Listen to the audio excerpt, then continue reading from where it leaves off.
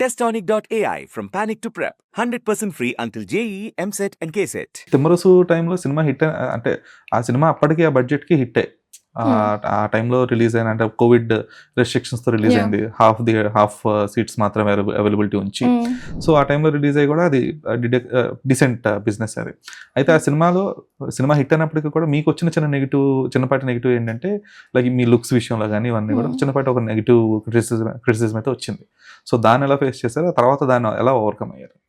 అంటే తిమ్మరసు ఎస్ఆర్ కళ్యాణ మండపం రిలీజ్ అయ్యే టైంకి నా వెయిట్ లాస్ అయిపోయింది.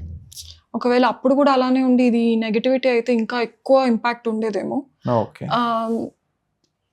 చాలా కొంచెం సర్ప్రైజింగ్గా అనిపించింది. బికాస్ కొన్ని రివ్యూస్ రాశారు దట్ అమ్మాయి చాలా లావుగా ఉంది అది ఇది అని రాశారు. బట్ మేబీ అదే పర్సెప్షన్ ఉందేమో, ఇలా విజువల్లీ అపీలింగ్గా ఉండాలని, ఇలా అయితేనే వర్కౌట్ అవుతుందని.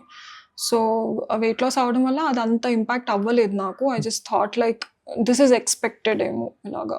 ఓకే. అంటే అప్పటికే సనబడిపోయారు కాబట్టి దాని గురించి ఇంకెక్కువ ఆలోచించలేదు మీరు. ఇంపాక్ట్ రాలేదు. డెఫినెట్లీ అయితే ఫీల్ అవుతాం నార్మల్గా. ఎందుకంటే ఏదైనా వేరే మ్యాటర్స్ రాయొచ్చు కదా, వెయిట్ గురించి ఎందుకు రాశారు అన్నదైతే ఒక థాట్ వచ్చింది.